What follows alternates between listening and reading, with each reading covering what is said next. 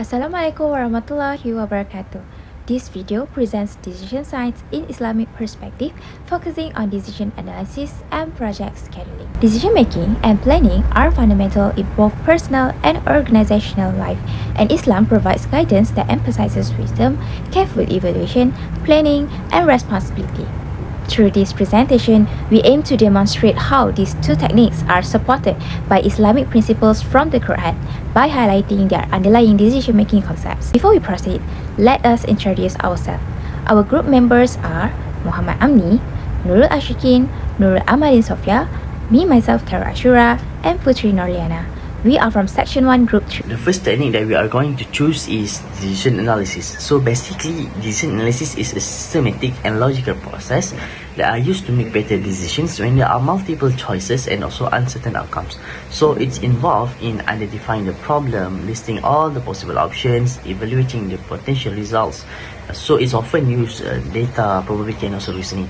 So why is it important? So the reason is actually to reduce the uncertainty. So it can help make us more confident decisions rather than decisions are based on emotion. And then it's improve our decision quality. It's help to compare the alternative, and also it supports the concept of risk management. And then there are three key underlying concepts behind the decision analysis. The first one is rational choices, I mentioned earlier, meaning that the decision should be logical and based on evidence rather than we are making decision based on our emotion. And then we are recognizing that not all future outcomes are predictable, so we must consider a certain risk and also evaluation of outcomes when we are assessing which decision leads to the most probable or optimal results. So overall, decision analysis help us make more thoughtful and data-driven choices, especially in situations where outcomes are certain. Now I will explain the importance and significance of decision analysis using the simple scenario of choosing a mobile data plan. Alright, so although this example look very basic, but it reflects how decision analysis is used in real life. So in many situations, we are required to make decisions before knowing what will actually happen. So this uncertainty is actually why decision analysis is important. So okay, for example, in this scenario, the student does not simply choose the cheapest or the most popular plan. So instead, the decision that we are making is made by considering possible outcomes and also the consequences. So another importance of this analysis is that it helps us to manage our risk. So different choices lead to different outcome and also different risks. For example, such as paying extra charges and also wasting money. So by evaluating all of these risks in advance, this analysis reduces the chances of making a poor decisions. So overall, this example shows that decision analysis is not only used in business or management, but also in everyday decisions. So it's improved decision quality by providing a structured way to choose the best option under uncertainty and also certainty. Decision analysis is a structured process to define our options, gather data, and choose rationally. But where does Islam stand on this? The Quran provides the foundational principle in Surah An-Nahl verses 43. Allah command, ask the people of knowledge if you do not know. This is not a suggestion, it is a direct methodology. This verse instructs those who lack knowledge on a matter to refer to those who possess it. It established the Islamic principle of consulting experts and seeking informed counsel before making judgment or decision. The people of knowledge, or Ahli al-Zikr, refer to those with expertise, originally the scholars of the previous scriptures and by extension to qualified expert in any field. The verse was revealed in the context of politics questioning the Prophet Muhammad. It provides a timeless methodology when faced with complex situation beyond your personal understanding. Your first duty is not to guess, but to seek out and rely on verified knowledge from credible sources. This is the crucial part where you connect the divine principle to the scientific technique. The link is profound and multi-layered. The first command is to ask implies you must first recognize and define what you do not know.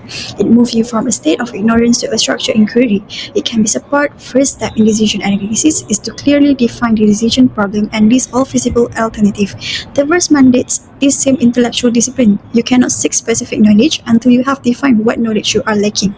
Second, it obligates us to ask the people of knowledge, where decision analysis use tools like payoff table and decision trees to evaluate the potential consequences of each alternative. This requires gathering data and estimates. The verse provides the ethical and practical imperative for this step. Using optimistic, conservative, and expected value approaches is a direct application to this expert informed data systematically. Third, the first frame decision making as a responsible act. Seeking knowledge is a duty. Acting on it is the consequences of that duty. So, after So after analysis, you must choose an alternative the verse supports moving forward with the choice that is best supported by consultative knowledge and structure analysis. In Surah An-Nahl, verse 43, transform decision analysis from a mere managerial tool into an act of Islamic devotion. It shows the rigorous process of defining a problem, researching outcomes, and choosing rationally is how a Muslim fulfills the command to abandon ignorance and act upon sound, verified knowledge. So project networking is a way to connect a task in the right order. In a project, you cannot do everything at once because some tasks needs to be done first before others can start, while some can run at the same time. And project networking will help us to see this flow clearly. It helps us to identify the critical path, which is the longest sequence of tasks, and it will tell us the minimum time we have to complete the project. If one of these tasks is late, then the whole project will get delayed. And to manage the timing, we look at early start and early finish to know the earliest task can begin and end. And we also look at late start and late finish to see the latest task can start or finish without delaying the project. So overall, it will help to keep everything on track and less messy. So for my part, I will explain project scheduling from an Islamic perspective. In decision science, project scheduling focuses on planning activities, arranging tasks, and managing time so that project can be complete efficiently and on schedule. So Islam encourage planning and also responsibility in all actions. So it teaches us not to act carelessly, but to think ahead and prepare properly for the future. So to support this idea, I will use a Quranic verse from Surah Al-Hajj, verse 18, which emphasizes foresight, preparation, and also accountability. So this verse shows that planning is not only a technical skill, but also a moral responsibility in Islam. Okay, so the Quranic verse that relates strongly to project scheduling is from Surah Al-Hajj, verse 18. So Allah says, "O you who believe, fear Allah and let every soul look to what it has put forth for tomorrow." So based on tafsir, this verse teaches us Muslims to reflect on their current actions and consider their future consequences. So it encourages believers to plan ahead and not act impulsively.